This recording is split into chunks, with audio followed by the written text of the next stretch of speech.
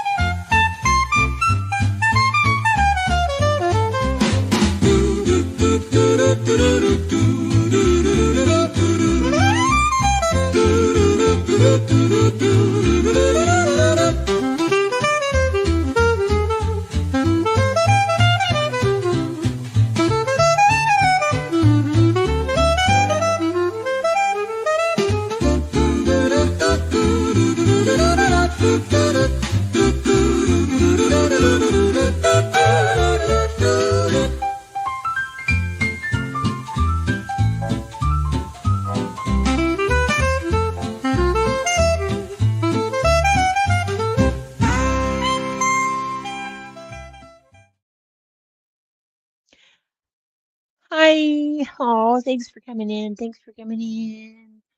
Okay. So, just a little warm up. We here in Texas have been having dust storms. You know, the tornadoes and all that kind of stuff always make the news because they're tragic and they're horrible. But here we've had high winds. Let's see, Friday, we had wind gusts of 80 miles per hour. And so I was sitting in my car talking on the phone, and a wind gust came and my car lifted up. It wasn't really far or anything. It's not like I was on two tires, but it was scary. It was scary. Plus, being the wonderful place that we are, we have dirt, dust. Oh, wait, literally, if you go outside during one of these windstorms and you try to talk, you're eating grit in your mouth. Needless to say, in your sinuses, in your lungs, your car is coated in dust and dirt, which if you ever watch those old cowboy movies, the old westerns, it's true. Everything is filthy. It's dirty. It's dusty. It's yucky. So, a friend of mine here locally gave me a good term for that. because when you walk outside and it's so windy that you're expecting to see some old hag with a bicycle and a dog in the basket, Wizard of Oz, uh, and it's just so horrible. And the sky is brown. Like I couldn't see the end of my street because of the dust. So my friend gave me this lovely, lovely image for it. She calls it an aerial beach. So it's like having a beach in the sky, with all the sand and everything. Mm, glass half full. So how are things doing out there? How are things doing out there? You're getting a lot of wind gusts too, Shauna? Oh my. Yeah, it's not fun.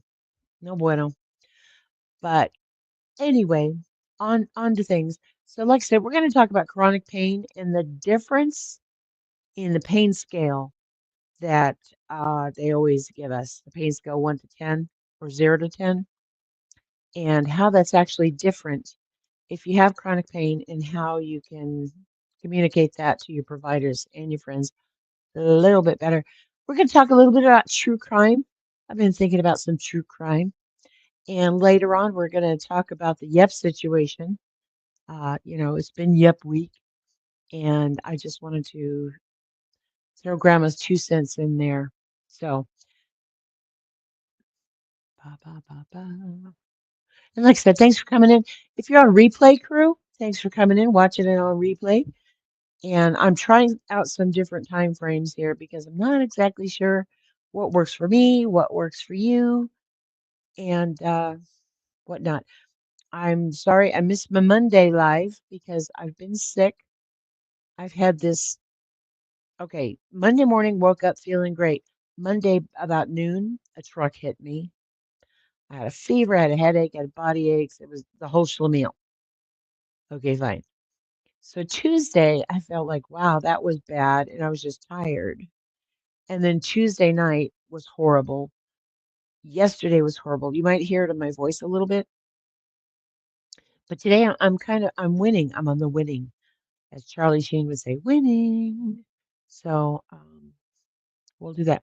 So basically, have you ever stubbed your toe or stepped on a Lego in your bare feet in the dark? Hey, LG, hi, honey. Right? You stepped on a Lego with your bare feet in the dark, and your mother clucker. You notice the pain, right? Oh my God. But that's a momentary discomfort. Chronic pain is not a momentary discomfort. It's a constant companion for many, many, many people. Like I said, if you have rheumatoid arthritis or fibromyalgia or migraines, or there's a myriad of other things that cause chronic pain, but it actually reshapes how we communicate, how we communicate that pain. For those of us living with chronic pain, the typical 1 to 10 pain scale doesn't tell the whole story. Okay, imagine living every day with a 5 at a normal, and where what others might consider extreme pain, that's actually normal. Hey, Cammy. Hi, honey. Welcome in. That's our normal. The 5 is our normal. And then when your pain spikes, it can reach levels far beyond a conventional scale, even like 11 or 12 or 14 before we seek help. Okay, so we're actually going to talk about that. We're going to explore that, how we can effectively convey our experience to medical providers, family, and friends, and hopefully bridging that gap between misunderstanding the scale and our lived reality. So let me share this with you right quick. This is from Kaiser, learning about the 0 to 10 pain scale. Can y'all see that pretty good? Let me get rid of me. Boop. That's better. Make it bigger, bigger, bigger, bigger. Okay. So these guys right here. Okay, so the figure has been reproduced with permission from the International Society Association for Study of Pain. Let me run this. I'm not a licensed anything, so don't take anything I say at face value. So this information is presented for educational purposes only and is not a substitute for professional advice. Before undertaking anything presented here, please consult with your mental health or your physical health care provider. Thank you. Oh, no problem. I hate this pain scale. Exactly, Cammy. Hey, Nicole B. Hi, honey. Okay, so let's read this real quick. Okay. Everyone feels pain differently. A pain scale is one way for a person to measure his or her pain so that the doctor can plan best how to care for it. The pain scale helps the doctor keep track of how well your treatment plan is working to reduce your pain and to help you do daily tasks. So most pain scales use numbers from 0 to 10. 0 means no pain, 10 means, and this is it, the worst pain you've ever known. So let me show you this.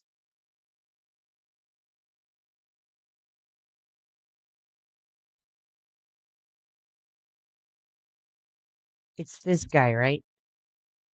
This is 0 with the happy face. And down here is 10 with the, oh, I'm angry or it hurts so bad. That's 0 to 10. This is typically what it looks like. So 0 is I'm in no pain at all at school. The 1 is my pain is hardly noticeable.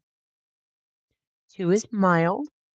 I have a low level of pain, but I'm aware of my pain only when I pay attention to it. It's kind of like me when I find a new bruise. What's the first thing I do? Poke on it, see if it hurts. Level 3 is uncomfortable. My pain bothers me, but I can ignore it most of the time. Moderate. I'm constantly aware of my pain, but I can continue most activities. 5 is distracting. I think about my pain most of the time. I cannot do some of the activities I need to do each day because of the pain. 6 is distressing. I think about my pain all of the time. I give up many activities because of my pain. 7 is unmanageable. Hi, pretty eye. Welcome in, honey. Unmanageable. I'm in pain all the time. It keeps me from doing most activities. Now, keep in mind, this is regular people, okay? This is chronic pain people. 8 is intense. My pain is so severe that it's hard to think of anything else. Talking and listening are difficult. 9 is severe. My pain is all that I can think about. I can barely talk or move because of the pain. And 10 is the worst pain ever, right? I'm in bed and I can't move due to my pain. I need someone to take me to the emergency room to get help for my pain. This is normal, okay? Oops, wrong click. Here we go. So here's the chronic illness pain scale. 0 to 3 is da-da-da-da-da. No pain, very rare.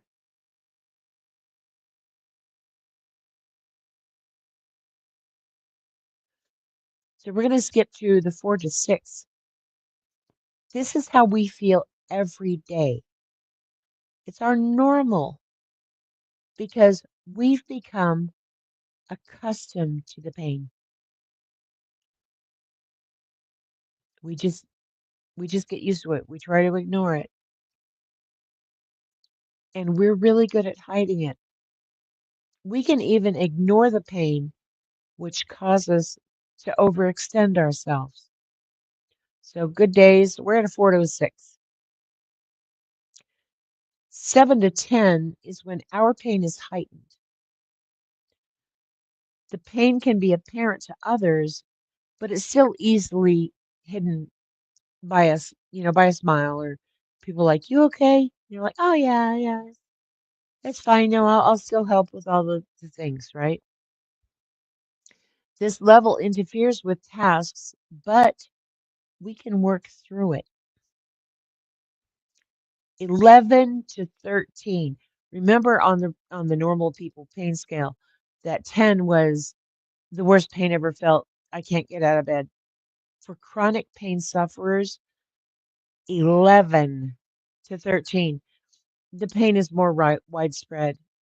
It's apparent to others because we're quiet, we're set back, and we're moody. And at this point, we're having a hard time concentrating.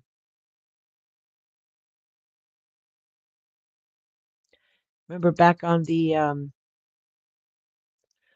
that other pain scale where we're at 11 to 13 having a hard time concentrating and speaking, that's them at a 7, okay?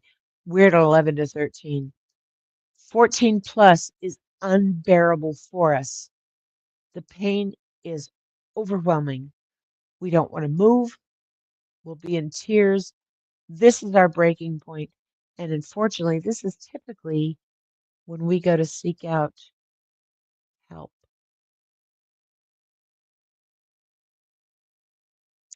That's it for that. Stop sharing. So, what are you guys thinking so far? Is this accurate? Hey, Remy. Hi. How are you, honey? They have us saying no pain, no gain. Some masochistic, dodgy doctors out there.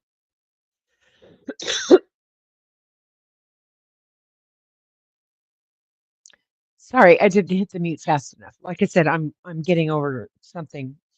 But some masochistic, dodgy doctors out there. There again, if all doctors are benevolent, then can someone explain? Oh, Shipman. Oh gosh, Nebulous. Yeah, he was awful.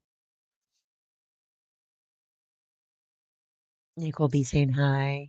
I would love to connect with someone that was born an addict that experiences full body pain daily. Yeah, full body pain.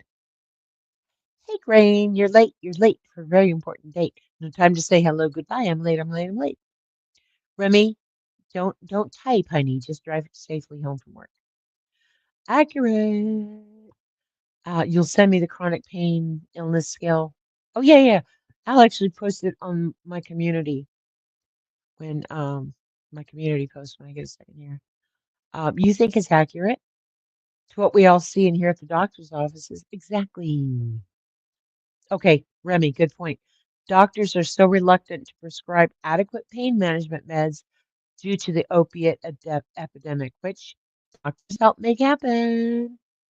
Hi, Brigitte. How are you, baby? Thanks for coming in. Exactly, and that's the whole thing. So when we go into a doctor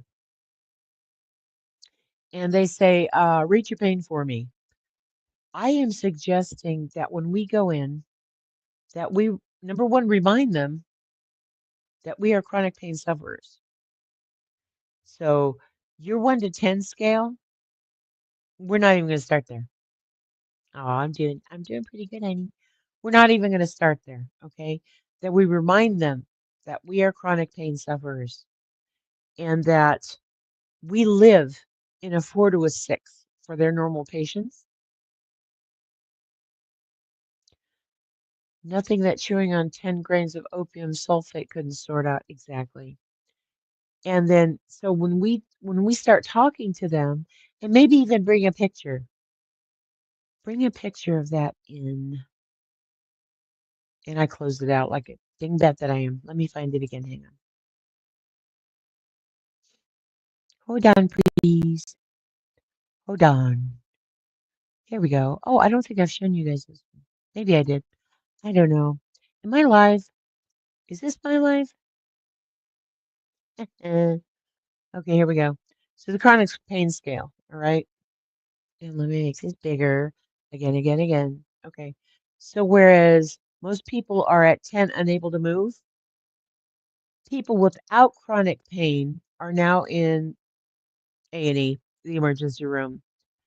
Um, it says we use our arsenal of knowledge, swearing a lot in meds, and we can't really move. Now here we go, the chronic pain illness scale, whereas somebody might be an 8, 11. Okay, it hurts now. We'll admit to others at this point. This is possibly when we actually look ill, but you won't see us. You'll never know because we mask that stuff. 12. Nothing we have been prescribed to help with this level of pain actually helps. We'll actually seek help in a desperation now. Our stress and blood pressure is through the roof. And like R13, any non-chronic, okay, here we go. Any non-chronic illness people around us are scared.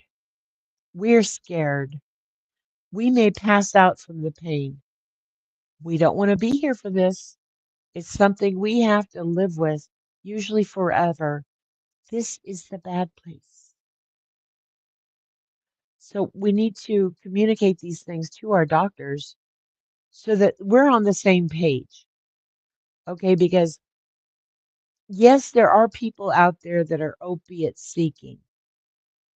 And some people started off with a legitimate injury or a legitimate illness. They were prescribed opiate pain medication for, they became addicted to it. Yes, I'm saying there are those problems, but there are other people living in chronic pain that need to be taken seriously. So that's why I wanted to just share that with you guys here today, real quick. And like I said, all these charts and everything, I'll do in a community post after we're done here.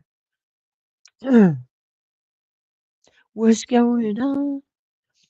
Oh, childbirth can be rather painful experience. Nebula.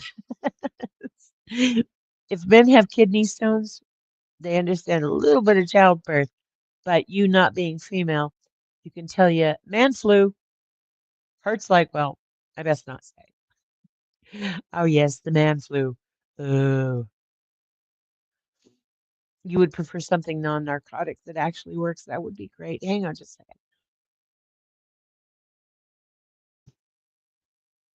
Trying not to cough in your ears. Hey, Matt Coggins, Matt. Hey, baby. How are you? Okay. So there's that thing. And now, you know what time it is? You know what time it is. It's time to slide and roll your eyes. Put on that plastic smile. It's time for weird shit that Grandma talks about. It's time for weird shit that Grandma talks about. That's right. XX Country, hi, sweetie. How are you, Southern gal? Oh, hi, baby. Hey, all my peeps are here. I love seeing you guys. Alrighty. So, you know, a lot of us kind of follow true crime right now, like the Karen Reed trial is a big thing. Plunder released some jail calls from Stephen Stearns in the Madeline Soto case. If you need, something to raise your blood pressure and just really to take you off because he's a whiny little baby ass, then yeah, go ahead and watch those. I might actually do just kind of a commentary, just a brief summary of what's going on there. Yeah, but true crime, we're kind of into that, right? And so I've been thinking, I'm going to run it by you guys, see what you think. Okay. With missing children or missing people in general, you know how sometimes law enforcement really doesn't take it seriously. Sometimes they say, oh, they'll come back, or, you know, she's an adult, he's an adult, they can just disappear if they want to, that sort of thing, right? Maybe they're just a runaway, don't worry about it. Yeah, he is a disgusting person, and those calls are infuriating. Yeah, nasty one little bitch. Anyway, so I was thinking that when it's a child that goes missing, whether they ran away on their own or not, or whether they're lured away, or whether they hit by a car, whatever the thing is, I really believe, and let me know if you agree with me, and you on replay, put it in the comments if you agree, or other suggestions. I'm totally open. But I think that the house should be locked down as a crime scene. that should be locked down as a crime scene. I was thinking about the John Bonet case, John Bonet Ramsey, when they called and said, "Oh, we have a kidnapping," and then Mrs. Ramsey calls everybody and her pastor to come over to tromp all over the house, touch a bunch of stuff, go in all the rooms and everything. And even though it was a missing child or perhaps a kidnapping, all of that evidence or potential evidence could have been ruined. Thank you, Shauna. Yes, please remember to hit the like, subscribe if you're not, and share out. I'm kind of sort of getting back into the algorithm. I don't know, but here, middle fingers to you, algorithms. Anyway, so I think it should be sealed up as a crime scene right then and there, especially if it's a little one, child kind of thing. You think that's a good idea? Number two that I was thinking about in true crime. If you're out and about and you're doing your daily whatever and you see a mannequin in a field, I just want to let you know it's never a mannequin. Never a mannequin. I have never seen one news thing where they said mannequin found in field lost by retail store outlet. No, it's never a mannequin, y'all. And so for me, being a true crime follower, um, I've just decided that I'm never going to go fishing. I'm not hunting. I'm not going hiking in the woods. And I just don't take trash to a dumpster because that's where the bodies are. Not being disrespectful or anything, but I'm telling you, if you look, ask Google, that's what happens. And also, it made me think about the trauma that those people experience. Can you imagine? You're just hiking in the woods, you whip out your living water bottle and you're taking a break and you see a mannequin, only it's not a mannequin, and hey, that's traumatic, guys. So, I might be a little snarky and try to make fun of it, but it's a true thing that happens. And then another thing that I was thinking about, talking with some friends, that if you're a true crime enthusiast and you're looking up a case, or like me with my tinfoil hat, right? I'm probably on some sort of weird watch list for all the weird things that I look up, cryptids and JFK cover up conspiracies, which, by the way, they've released 31,000 pages that were originally sealed of the John Fitzgerald Kennedy assassination investigation. Some really wild, wild theories that they had, and some of them make you go, hmm. Yeah, exactly, Cammy. That's what search and rescue goes through. Can't imagine. But anyway, I want you to stop and think about your internet search history because, just using recent examples, okay? The Karen Reed case. We've all heard about Hoss Long to die in the cold and Stephen Stearns looking up all kinds of things. Casey Anthony looking up foolproof ways to suffocate somebody. Think about your internet history. If for some reason the police were looking at you for anything, you're going to seem a little sus, aren't you? Going to seem a little sus. Yes. Oh, I did want to share something with you. Let me find it. A friend of mine is really into Formula One racing. I don't know if y'all are into that. Ooh, hang on. My keyboard just collapsed. Sorry. Uh, Now it's all wonky. Stop it. Here we go. Here we go. I want to show this to you. Share, share, share, share. Okay, so one of the Formula One racers is like incredibly hunky, absolutely McDreamy.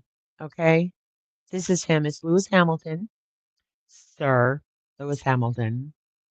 He's no longer with Mercedes and Petronas here, but you see his. Am I showing this? Yes, I am. Let me show it big, big. Look at that man. Mm. Sorry, but anyway, so Petronas was one of his sponsors when he was racing with them. And I'm a geek. I'm a Harry Potter fan. So the first thing my mind goes to, oh, okay.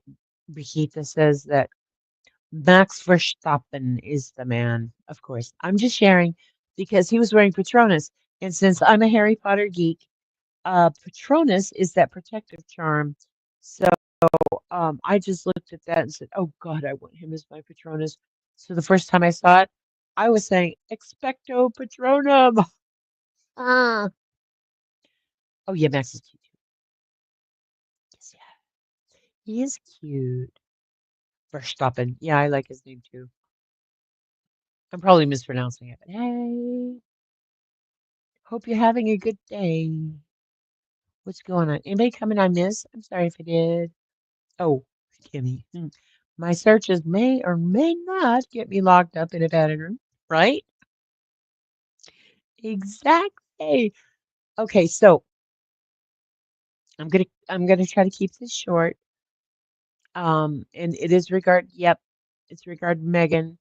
There have been 11 billion live streams about her and what happened. Reader's Digest version is that it was found out that she had presented herself as a single mother who had cancer, who had a lung removed, was going through treatment, and she had three minor children she was caring for by herself. And so a bunch of people in the community reached out and sent her money and emotionally invested in that story. And come to find out that it was not true. The story Megan was telling us is not true. And so having the sleuths that we do here in this YouTube sector, they found that she had different personalities going all the way back to Summer Wells and Gabby Petito, where she was presenting herself as something she was not, collecting money for different projects that were not true and whatnot. And there's 11 billion different live streams and just grandma's point of view, okay,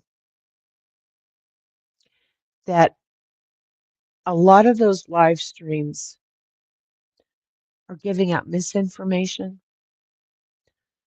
They don't know all the details that went on with it, what we went through. People are accusing Johnson and her Discord of hiding stuff.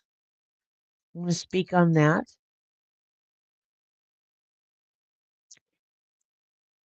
There were inconsistencies that caused suspicions. And when it comes to a person's health, especially when it comes to their life, because I personally was told that she was given 9 to 13 months to live. When it comes to things like that, and HIPAA laws and doxing and the YouTube thing and all that stuff, there might be inconsistencies. And when you do ask for verification that these things are true, when the suspicions arise,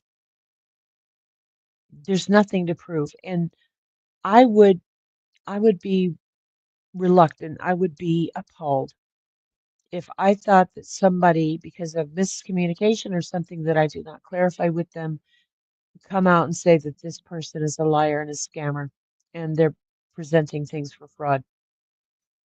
So that's why it wasn't done a year ago. We can go into all kinds of details, but I'm not into gory and I'm not into drama.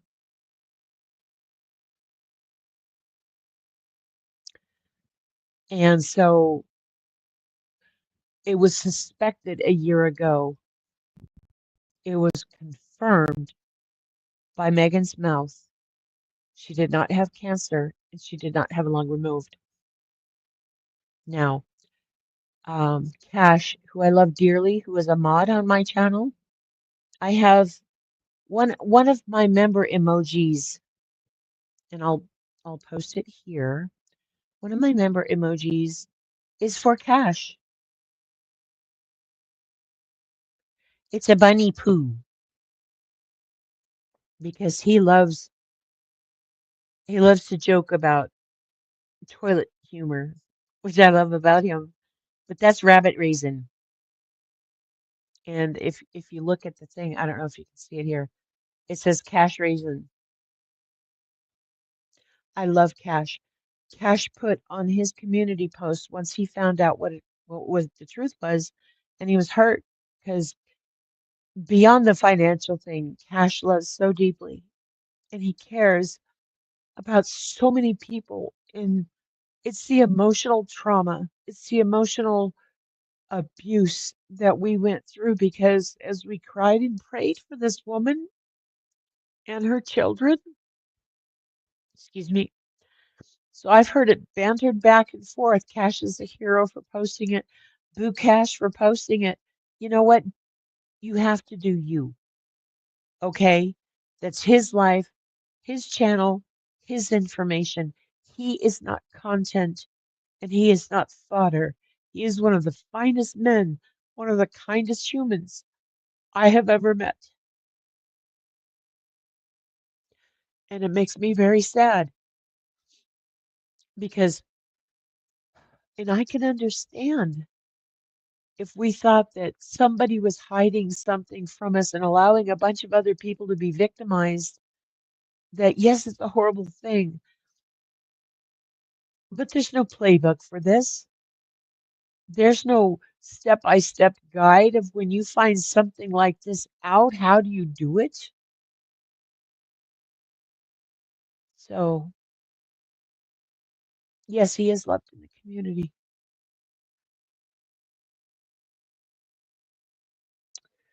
You all were emotionally manipulated. So sorry for that. It's heartbreaking to hear. Okay. Yeah. No. I actually made a video. It was an open letter to Megan. I had it up on my channel for a bit, and I didn't put it up there for Googles or goggles or for clicks and views and all that stuff. This was my letter to Megan, but I'm going to share it with you guys because I see there's still a lot of hurt.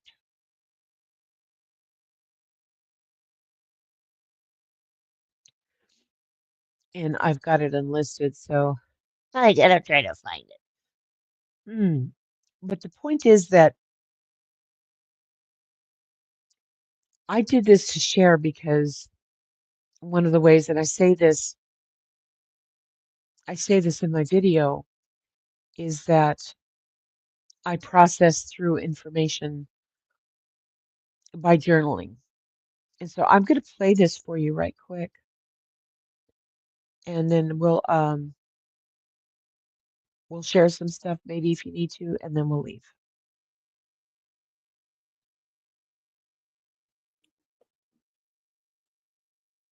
One of the ways I use to process my emotions is to journal. If it's a specific person, then I write a letter.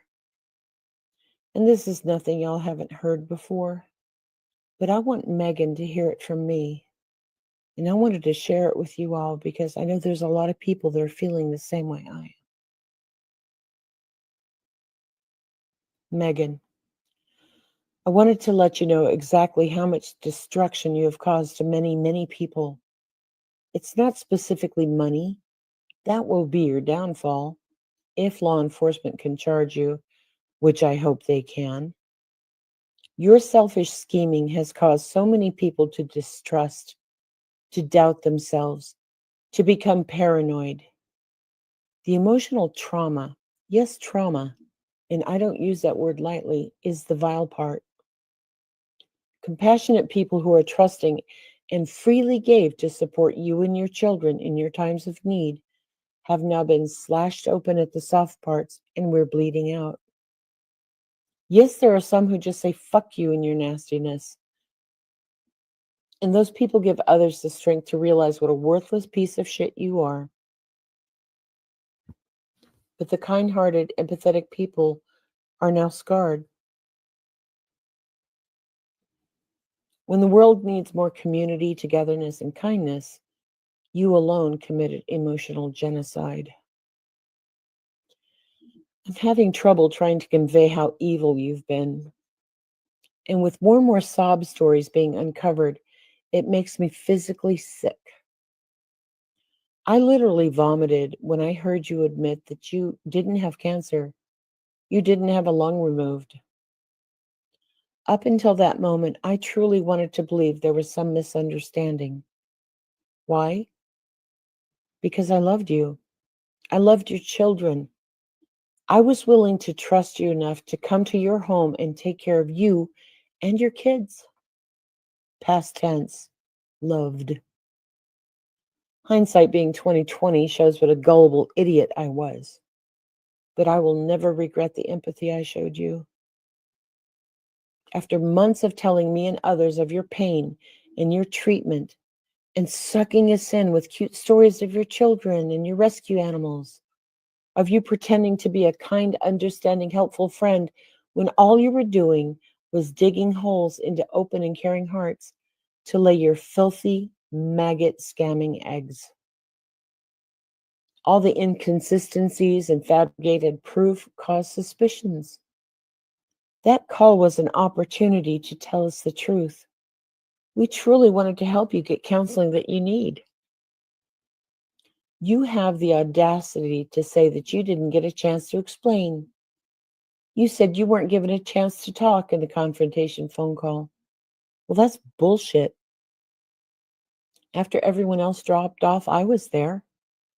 I was willing to talk to you, but you didn't speak. You ran. You were told to leave Discord and all the communities on YouTube.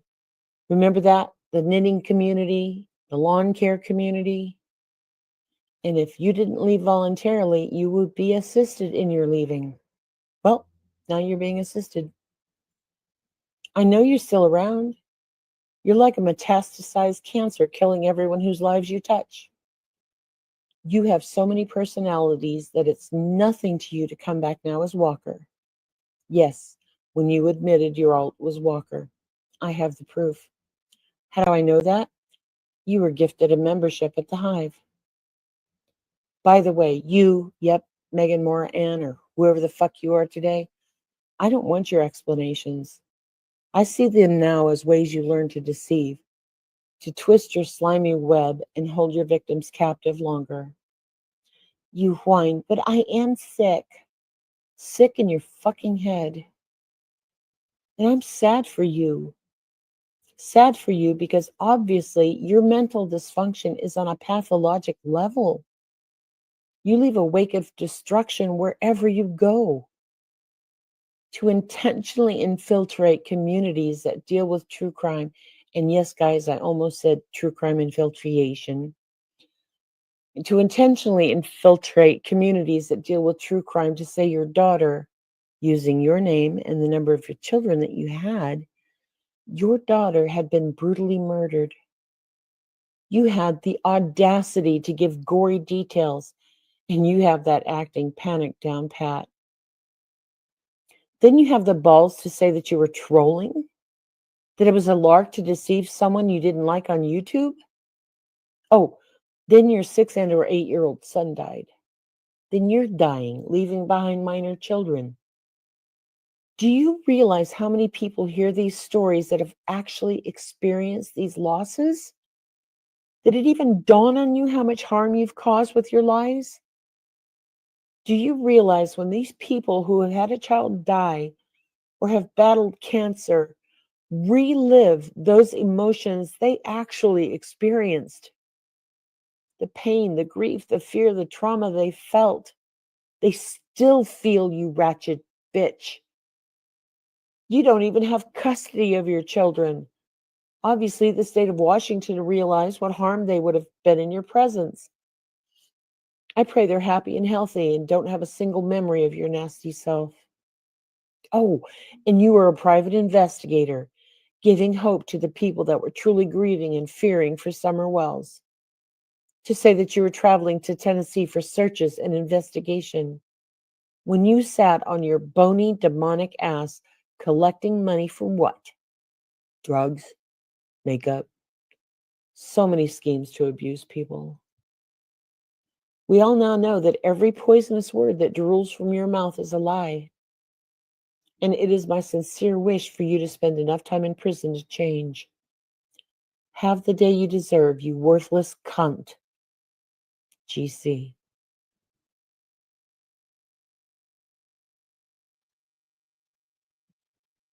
That's a little out of character. It's a little out of character for me to do that. And this is the only way I knew of that I hope my message could get to her directly. But I wanted to share that with you because when we go through things that are painful, especially when we lose trust, and things like this make us lose trust. I've seen people get flippin' paranoid about it. You know, it's just, I don't know. She should have KitchenAid tattooed on her ass because of all the shit that she stirs up.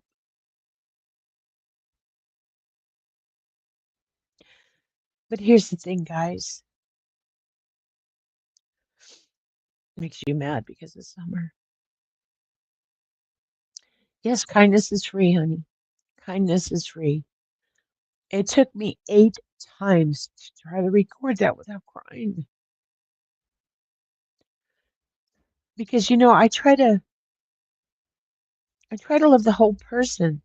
There's always there's always something bad in the good and there's good in the bad.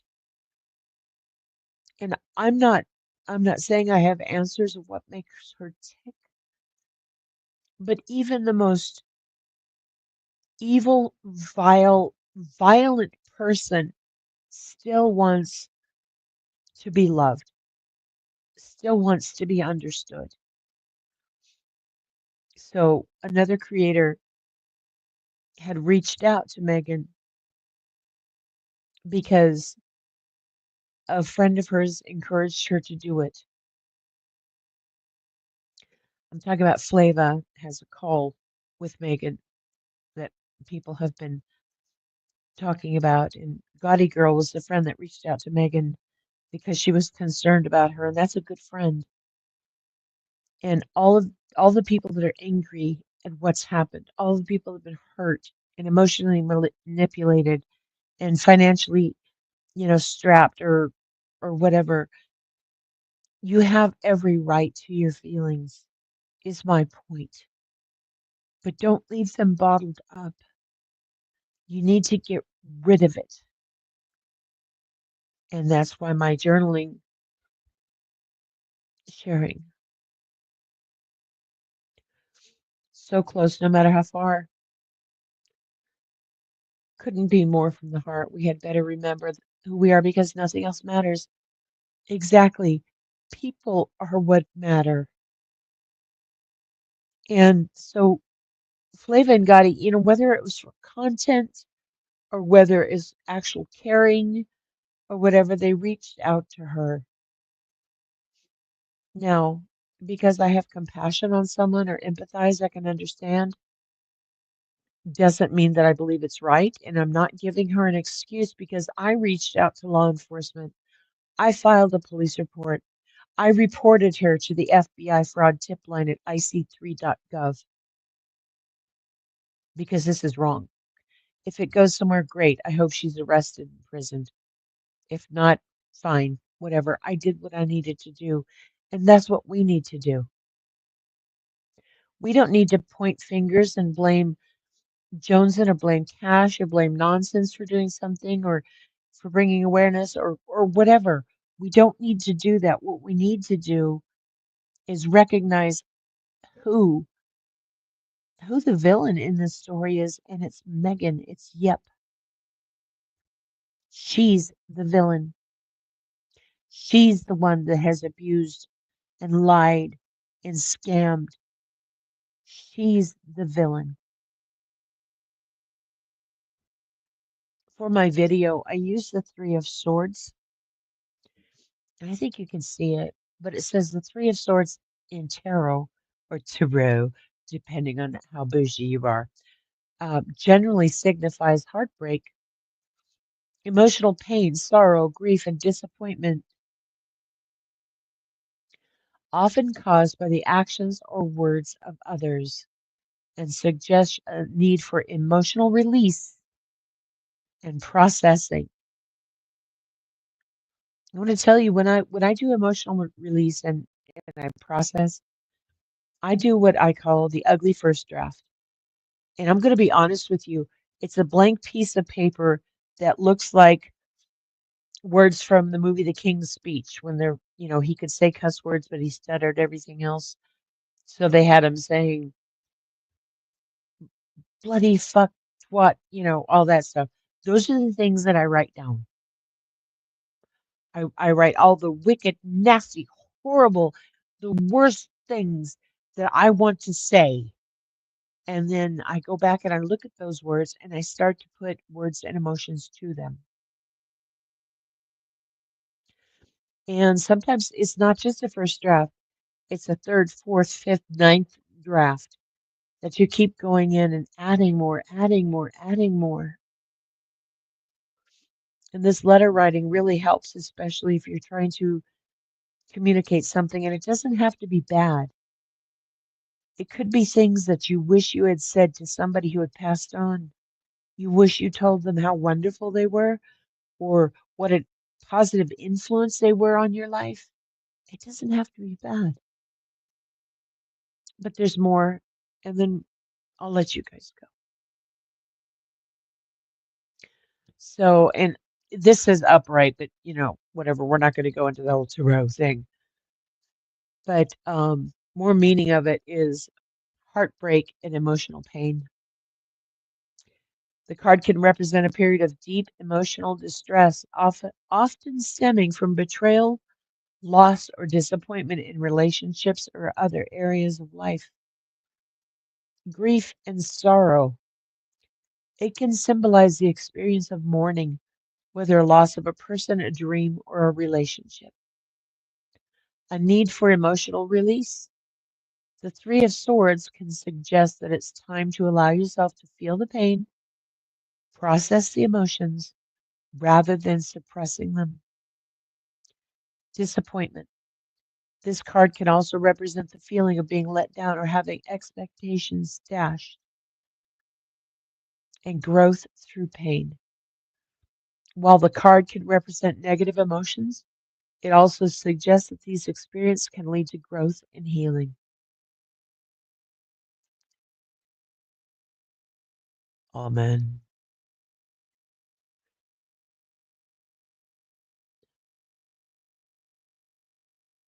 Sir Morbid Stubbit.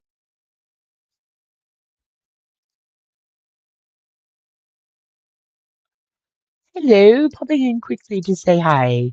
Send a hug. Hi, London. I'm glad you're here. Lindsay Lee.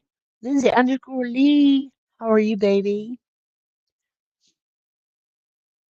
Okay.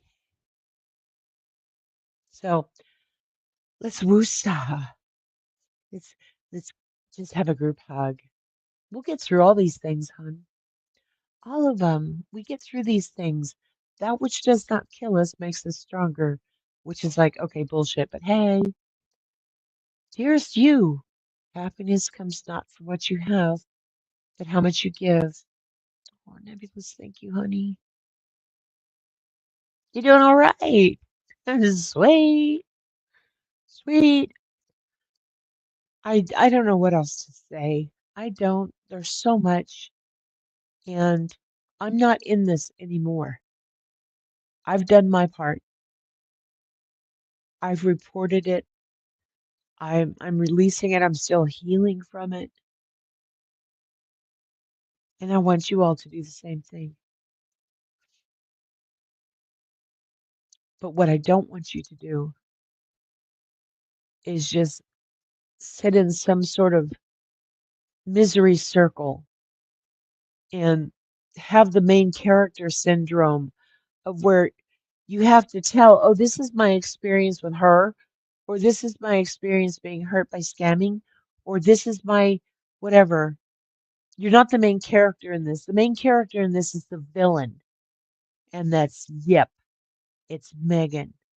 Everybody else, whether you had direct dealings with her or someone like her, they're victims. And we just need to circle the wagons and support each other and help each other heal and find our voice to gain our power back.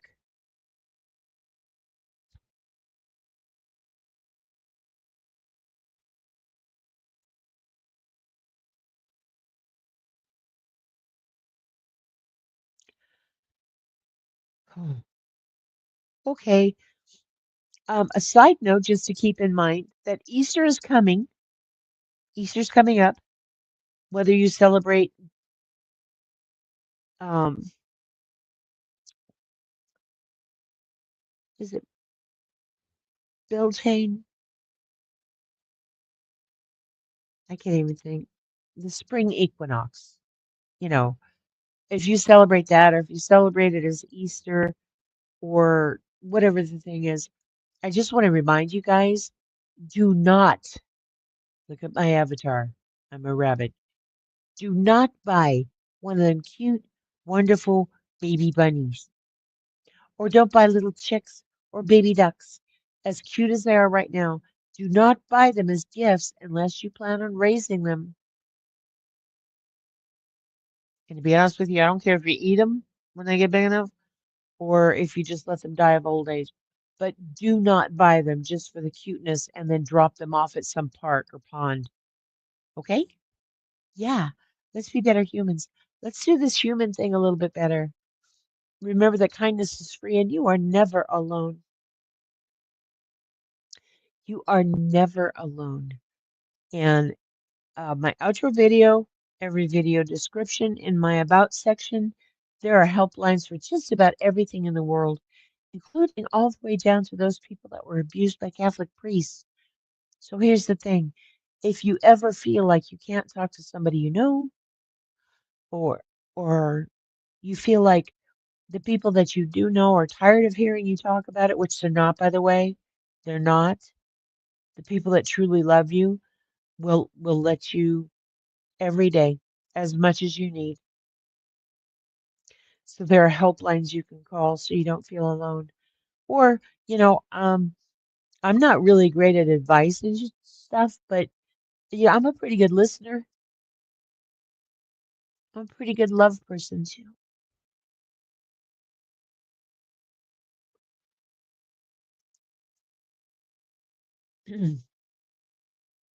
Excuse me, sorry about that.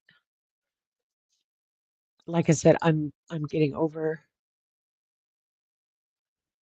a cold and I'm all up in my fee-fees and all of that stuff. Don't celebrate 20th April due to being a collector of stamps in the Protectorate of Bohemia and Moravia. It's rather an ominous birthday for some reason, but hey, that's just me. Well, here, Nebulous, we celebrate 420 every day. Haha, please code for marijuana. Yeah, if life gets a little scary, come talk to Grandma Sherry. Okay, outro video that I need to update, but I love you guys. Thanks for being here. Um, I was making a commitment to you guys to be live twice a week, and I missed Monday because I was sick, and so I'm here today. I do OU members live. Got my birthday coming up. 9 more shopping days till Grandma Sherry's birthday. I love you guys. I'll see you soon.